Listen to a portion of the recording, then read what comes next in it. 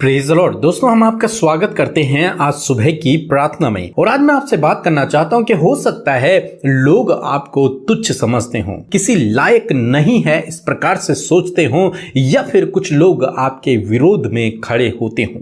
तो आज परमेश्वर का वचन आपको ढाढ़स देता है। हो सकता है कुछ लोग आपके जीवन में ऐसे हों जो बार बार आपके ऊपर नेगेटिव कमेंट्स, नकारात्मक बातें कहते हों आपके लिए, जिनको सुनकर आप निराश होते हैं, दुखी होते हैं, परेशान रहते हैं। आज सुबह में परमेश्वर का वचन आपको ढाढ़स देता है और परमेश्वर का वचन आपसे कहता है कि आपको ऐसी परिस्थिति में क्या करना चाहिए। जब लोग आपको बुरा भला कह रहे हों, जब लोग आपके विरोध में खड़े हों, जब लोग आपको तुच्छ समझ रहे हों, जब लोग आपको नालायक समझ रहे हों, जब लोग इस प्रकार की नकारात्मक बातें आपके लिए कह रहे हों, ऐसे समय में आपको क्या करना चाहिए।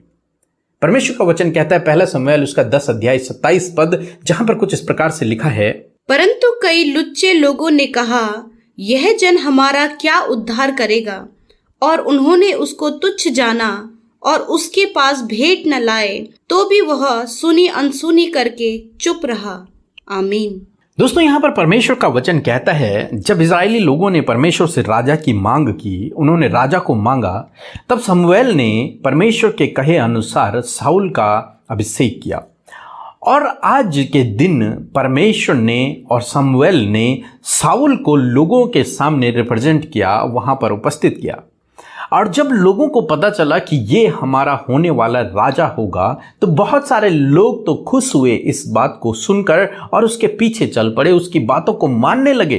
परंतु कुछ लोगों के विषय में लिखा है, कुछ लोगों ने उसे तुच्छ जाना और उसके बारे में नकारात्मक बातें बोलने लगी कि ये क्या हमारा राजा होगा, ये क्या हमें शत्रुओं से छुड़ाएगा, ये क्या हमें बचा पाएगा। इस प्रकार की नकारात्मक बातें साउल के लिए वे लोग कहने लगे। परंतु साउल ने यहां पर एक बहुत अच्छा काम किया। साउल ने उनकी सुनी, तो साउल ने उनकी बातों को सुना, लेकिन अनसुना कर दिया। साउल ने कोई रिप्लाई उन्हें नहीं दिया।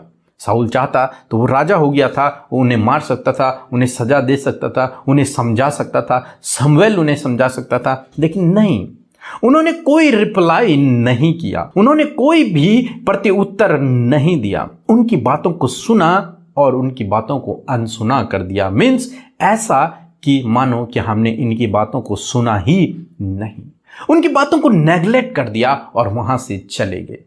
जबकि लोगों ने उसी के सामने उसके विरोध में खड़े हो गए, उसके लिए नकारात्मक बातें बोली, उसे तुच्छ जाना, लेकिन उन्होंने किसी भी प्रकार का रिप्लाई उन लोगों को नहीं दिया, उनसे लड़ाई झगड़ा नहीं किया, उनको जवाब भी नहीं दिया, किसी प्रकार की बातें उनसे नहीं की और वहां से अपने घर चले गए। दोस्तों, यही परमेश्वर का वचन आपको और मुझे, हम सबको सिखाता है।